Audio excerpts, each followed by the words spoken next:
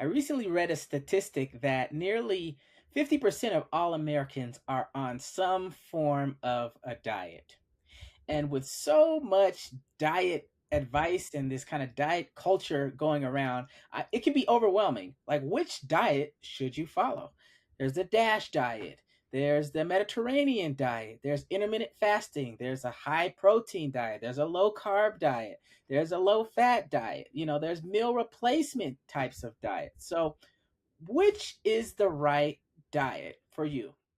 Hey everyone, this is Aaron and Juwan, and you're listening to Wellness for Real People. This show is for people who are on the go, busy, and looking for ways to live their best lives. We focus on wellness topics in mindfulness, exercise, diet, and sleep, and share quick, actionable tactics to improve your health and wellness. We're not perfect, but we're trying to get a little better each day. Let's grow on this journey together. For you. Today, we're going to discuss some considerations with a great article from the Mayo Clinic. It's titled Weight Loss Choosing the Diet That's Right for You. So, we're back with another episode of Wellness for Real People. My name's Juwan, here with my co host, Aaron. And I think we're going to get some helpful tips and information in this specific article. I definitely learned a lot. Before we dive into the specifics, Aaron, was there any kind of key points or aha moments that jumped out to you when you were reading through it? Yeah, it was a good reflection article for me. Some diets that I've tried in the past a long time ago where they were effective in the short term, and we'll hit on those, and weren't so effective with sustainability. And that's what we're going to get into and give you some ideas and tips from the article on how to make the right choice for yourself. But ultimately, what I learned from this article was there's options, and it's about customizing, figuring out what works for you is kind of what I learned, and we're going to dive into that. Great point. So before you jump into any new diet, the experts at the Mayo Clinic recommend that you talk with your healthcare professional about your efforts, about your goals. And so that way, together, you could discuss any health issues and medicines that you may take that might affect your weight or your health. So they can help you find the right program for you, and get advice on, especially if you're going to get into, an exercise routine, how to do that safely. If you have any health or physical challenges with pain and daily tasks, they can help you address those types of things. So first step, definitely consult your healthcare provider. But once you kind of gone through that step, I think the next big point that they talked about was just think about your, as you mentioned, Aaron, think about your own individual needs. So there's no like magic one, pill or magic diet or weight loss plan for everyone. You got to think about your lifestyle and your goals and pick a plan that is tailored to your needs. So, Aaron, if you don't mind, can you walk us through some of the considerations to think about as it relates to, your own individual needs? Yeah, absolutely. So the first one that's called out, think about diets that you've tried. That's a really good point to start on. If you're like me, you've tried a lot of weight loss programs, a lot of weight loss diets, and you found things that you liked about certain ones that you didn't like so much about other ones, and certain things that you really feel like, oh, this works or this doesn't work. This is good for you. You've tried some things, that means you're actually actively working towards something. And the biggest question mark here was, were you able to follow the diets is what I took away from here. They had 4 questions. What did you like or dislike? What worked? What didn't work? How did your mind and body feel while you were on the diets? Those are great questions because I've definitely had these same thoughts without having someone tell me why I'm thinking these things, where it's like I've tried the high protein diet where it's like literally zero carbs. And at that time, like I felt off, like I didn't feel like my energy level was right, but I was losing a ton of weight. And it was for a goal for like a wedding that I was, I'm getting ready to get married. And I was like, yes, I want to lose weight and look good in these pictures. But I was like, I don't know. I didn't like the way I felt. I didn't like what I had to do to maintain that diet. And it was just eating a lot of meat. And I don't know about like not judging anybody, but I'm not about all just meat on my plate all the time. So that was a big one for me. Diets that you've tried in the past. What do you prefer? Do you prefer a weight loss program on your own? Do you want support from a group? Or if you like group support, do you prefer online or in person? Really good questions that I thought about too. And like for me, I've always done things on my own. I haven't really had like a support group or a person kind of like actually there to manage it. And Juwan, maybe you can speak to this more so on like having somebody like work with you and plan things out. Would love to hear kind of your perspective on that. But from my experience, I've always kind of worked alone, and I kind of like it. And that's okay. Like the article says, that's okay to manage it your own and do it your own way. But having that support group works better for some more than others, and can keep you more focused and motivated. Yeah, yeah. Yeah, me personally, I've found I get best results when I'm working with a professional. I've worked with a health coach for several years now, and it's been a game changer for me personally. It's, they're not necessarily recommending anything that I couldn't do on my own, but, it's just having that extra layer of accountability and support that I find really, really helpful and just kind of keeps me on track, because I know I have to meet with this person every month or so, right? And so, it keeps me like my number one goals that we keep talking about, keeps them kind of front and center, and that allows me to stay on track longer and get off track less, which I think is really, really important as we're kind of talking about, the sustainability of these programs and these diets that we're on. We're never going to be perfect 100% of the time, but it's about, you know how long you can kind of stay on track, and how what support do you need when you get fall off, because it's going to happen, to get yourself back on track. And so whether you can do that individually, whether you need a one-on-one kind of or group kind of coaching or program, find what works best for you. Yeah, and here's a big one. The next one is really considering your budget. So some programs are free, and you can totally follow those online or with support from the community. And then others require you to buy certain meals, follow a certain supplement plan, visit weight loss clinics, et cetera, et cetera. So really just considering your budget. There's options here. You don't have to spend a lot of money, or you can spend a lot of money if you have that ability to do that and get more focused results. It just depends on kind of where you're at. Ask yourself, does the cost fit your budget, is the main question. You don't want to put yourself in a financial bind while you're also trying to achieve this weight loss goal. It's going to make you frustrated, stressed out, and you're likely to quit if you can't afford it long term, is kind of where we're going with this one. I've been in that situation where I've definitely done like a really expensive personal trainer, went to a really expensive gym, but it wasn't sustainable. It was like, oh man, I can only do this for like 2 or 3 months, and then I really can't afford it anymore. And then what happened after those 2 or 3 months? Right back to old habits, right back to the bad stuff and not being able to keep on track. So just make sure whatever you do, you can fit into your budget. There's lots and lots of resources out there that can support any type of budget. So just keep that in mind. Like you don't have to say I quit because I can't do this expensive thing. There's so many things that are happening around you. You can look at your community for those kind of things. You can look at online. You can look at social media. You can look at pretty much anywhere. Yeah. And there's something going on that can keep you focused and healthy.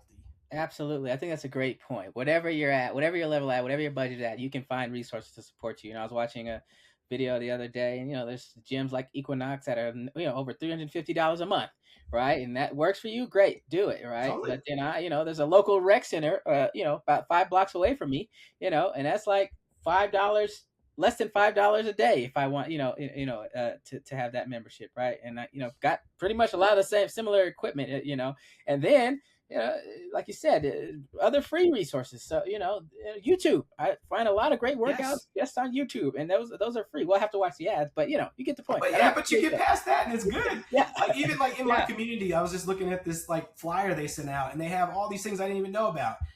You would love this one. They have a free Tai Chi day every Monday. I didn't even know they did that. It's for free. You go do nice. some Tai Chi, you have that, like a strength training and yoga and all this other stuff that they do just throughout the month.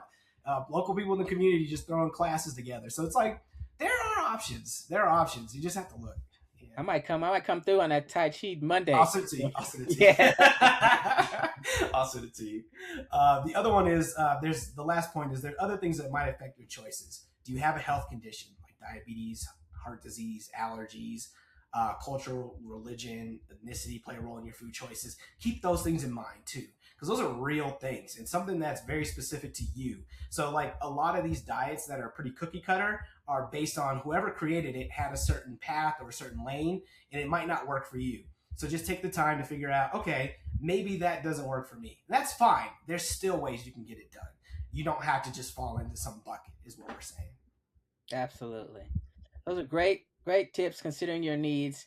Let's talk about safety. So, Yeah. uh, it's tempting to buy into these ideas or promises of like this fast transformation or amazing weight loss. But we always advocate the slow and steady and sustainable approach, and it often beats this kind of quick get slim quick kind of approach in the long Yeah. term. So many experts suggest aiming to lose about a half a pound to about 2 pounds per week as a kind of a safe way to kind of slim down. Okay. So there's just something to keep in mind. If you're going above and beyond that, it may be possible if it's done right. One example of that would be a very low calorie diet that you do under the guidance of a healthcare professional. But if it's too extreme, you run the risk of number one, harming your health, or Yep. number two, even more common, as you mentioned earlier, it just won't be sustainable in the long term because it's such a drastic change from what you're currently doing. And so the article says, successful weight loss takes a long-term commitment to making healthy lifestyle changes in your eating, exercise, and behavior. For instance, it's important to eat mainly nutritious foods that is in its natural state or lightly processed, get more physical activity and sit less, keep track of what you eat and how much you move. I think that's a game changer. That was huge for me because I think I'm doing a lot, or I think I'm eating the right amount of such and such, but when I actually have started tracking it, I learned really really quick what was really going on. Yeah. And it's been a great practice for me to just be aware of these kinds of things. And there's a lot of great apps that can help you do that. My simple app on my phone counts my steps for me. I have a simple meal tracker app that I use as well. There's ones that are more techy and advanced and super quick. And that works better for other folks. My wife likes those, but for me, I like the old school. I have to go in and like physically put it in each day, and I could save myself 5 minutes on doing that with a different kind of app. But I actually have personally found the act of me doing it, consciously logging each meal, is like keeps me mindful of what I'm Sure. actually consuming, and it's a better practice for me to help me stay on track. So that's kind of like we talked about what works for you. Me personally, I've just found that little 5 minutes of tracking what I eat on a daily basis to be very very helpful over the last couple years. I love that. Um, yeah, so another thing is important to keep in mind to pick a plan that you can live with. So look at these features. Number one, is it varied? Right, a varied plan includes food from all major food groups, and including vegetables, fruits, whole grains, low fat dairy products, lean protein sources, nuts, and seeds. So we talk about that all the time in the grocery store. You're kind of shopping the perimeter, right? All the highly processed stuff tends to be in the middle, and those are the snacks and the stuff that tastes really really good, but it's really really not great for us, because they just either strip out all the nutrients and or add in a lot of synthetic things to make it taste a lot better, but ultimately not great for your body to process in the short and long term. So make sure your diet is varied. Make sure it's balanced, right? It has the right amount of nutrients and calories. It's risky to eat large amounts of some foods and severely cut calories, or stop eating entire food groups, like you talked about, like going completely no carb. Um, It's yeah. Yeah. not necessarily recommended in the long term. Um, It's not sustainable. It's just yeah, not. and this other piece, safe and healthy diets do not need large amounts of vitamins or supplements. Yep. So we always talk about this, right? A supplement is a supplement. It's like the cherry on top, but it is not a substitute for the actual high quality, whole foods that we should be eating, on a daily basis. And I think we get served a lot of that in our kind of this quick fix environment that we're in. Absolutely. Oh, a supplement can solve everything, but no, no, no. At the end of the day, it's the old school way that works. That tends to work really, really, really, really well. This piece, likable, a little bit controversial, but I do think it's important, right? So a plan should include foods that you like and that you would enjoy eating for life. If you like the food on your plate, if you don't like the food on your plate, you probably won't stick to it. Yep. Um, and I certainly could be true for me. So if you give me a diet that requires me to eat 4 eggs every single day, I know I'm not going to be able to keep up with it because I don't like eggs. I've tried them every single way, I think possible. And I just don't like it. I can do it for a couple of days, but then I just, same with spinach. I really don't like spinach unless frozen in like a smoothie. I can do it then. But other than that, like, yeah, it's not necessarily my thing. So I do think there is some of that, right? Your own, not only you talked about earlier about like cultural considerations or religious considerations, but also just personal preferences. That is, it's not to say that, oh, I just don't like, make a blanket statement, oh, I just don't like vegetables, so I'm not gonna have a diet that doesn't have vegetables. Like, It's no, not. It's not. that's That's not taking the it, answer. It's not the answer. yeah, It's that's not taking it a the little bit answer. too far. There's But yeah, like speaking of the cultural thing too, there's like literally cookbooks out there. Like we have one in our house where it's like someone that's a Caribbean chef that's learning to make healthy versions of those meals. And it's like if you know, like with any kind of cultural foods, there's always good and bad. Like, but still, you can make it work. Like there's ways to make it work and to iterate on other things and make those things healthier while still trying to get to that same taste level or something that you like. So that's the thing is like you just have to put in a little bit of work to figure it out to make sure you like the food you're eating and it can still be healthy. But it's like I said, like you just keep doing the same things. Well, yeah, you're gonna feel terrible. And you yeah, try the shortcuts, you might have a little short burst of success, and then you're gonna fall off and be right back or worse. Which yeah. I've been through that personally, been through that. So yeah, likable is huge for me out of all of these. Yeah, yeah. The last piece here is active. So, there's only so much that the diet can do. And it can do a lot if we really change our diet. Really But can, you yeah. also need to include some physical activity. Exercise combined with the right calories can help give your body your weight loss goals a boost. So I think that's really, really important final point. So let's talk briefly about like what are some of these, very popular choices or diets that are out there and how do they kind of stack up against one another. There's a great table in this That's what I was article. gonna We'll say. link to it in the show notes. But of these diets that we mentioned at the top of the show, the balanced diet, intermittent fasting, high protein, low carb, low fat, meal replacement, low calorie. What of these kind of stuck out to you as interesting or different takes that you maybe weren't aware of before? Yeah, there's some takes that confirmed what I was aware of, like after going through it and feeling it. The high protein one, not gonna mention specific names, but is it varied? No. Is it balanced in nutrition? No, very restrictive. Doesn't provide enough nutrients. Is it doable over the long term? Maybe, but it's hard to stick to. It's like I wish I would have seen this table before I started it. It's that good. But the other ones that are in here kind of gives you some examples of some good things like the balanced diet. They talk about like Mediterranean, Weight Watchers, et cetera, that are varied, are balanced in nutrition, are doable over the long term. So think about that when you read through this table. Check that out in the show notes. But that was one of the things that I thought was really interesting. But what I saw here that really stood out to me is the low carb thing just doesn't work. It just doesn't work. And I get it. It definitely will shrink your waistline for a little bit. It'll make you lose some weight for a little bit, but it's hard to stick with because it doesn't usually taste good. You're very limited in the options that you have, and you're not getting enough nutrients. So you're gonna feel tired. You're gonna feel off at some point. So just think about that as you kind of like look at these. Some other ones that I saw here. One that stood out was meal replacement plans. Are those typically varied? Not really.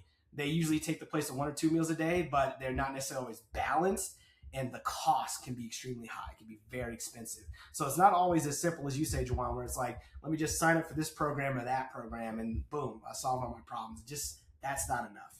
And I've definitely done that before. I signed up for some of those like meal in the box, get the thing delivered to your house and all that stuff.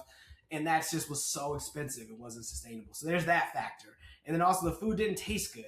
So I didn't enjoy eating those. So then at some point I was like, I'm looking for other options. And so it just didn't work. It just didn't work. Mhm. So yeah, I don't know if you have some experiences with this stuff you want to share. Yeah, certainly the low carb. I'm with you on that one. Yeah, been there, tried it. Doesn't work for me personally. And the other one I found really interesting. There's a lot of discussion around intermittent fasting, right? Yeah, yeah, yeah. And it says, is this varied? Yes. Under a lot of intermittent fasting programs, no foods are necessarily off limits. Instead, you're just not eating for a set amount of time each day or each week. Can it be balanced in nutrition? Yes. because no foods are off limits, but that doesn't necessarily mean you're always eating all the right amounts of the foods that you necessarily could and should be. So that's a whole other discussion. Yeah, Is it doable over the long term? Maybe, right? It may be hard to stick with that over time if if it's too extreme. So I think the jury's still out on that, and this is more about, like, again, as you mentioned earlier, the personal preference. What style works best totally. for you? I tend to work better with, like, uh, you know, uh, about three consistent and solid balanced meals a day. That may not work best for other folks, but I found I tend to have the right amount of energy, focus, feel well when I'm eating a balanced meal, mostly plants, about 3 times a day. That's my consistent plan to win, if you will. But you choose what works best for you. So as we kind of round out the article, um, there are a few final questions that they recommend you ask yourself when you're looking into a weight loss plan. The first is, what's involved, right? Does it give you guidance that you can adapt to your life? Do you have to buy special meals or supplements? Does it offer online or in-person support? These are some important questions to ask. What's behind the diet? Is there research and science to back up this method? Yeah, Um, like seriously, you can't trust just like all the folks out here, like looks maxing and all this shit. They're like, it's good, but it's like that might work for them, but it doesn't work for everybody. You know, it doesn't yeah, work for everybody. yeah. So definitely find a source that you can trust, and yeah, research can be very, very, very, very important and helpful as you want to make sure you're following, some great practices. Number three, what are the risks? Could this program actually harm your health? Are the recommendations safe for you and your specific situation and condition? And then what are the results? So how much weight can you expect to lose? Does the program claim that you'll lose a lot of weight quickly? Or does it claim that you can target certain areas of your body? Does it show before and after photos that seem too good to be true? Right? Can it help you keep up the weight loss over time? That's ultimately the most important question. Yeah, Yeah, yeah. Like you said, you I've can. been through it, man. I've been through it. I've lost weight in the short term, and it was great. And then I put it all back on because I couldn't sustain that effort because it just wasn't real. Yeah.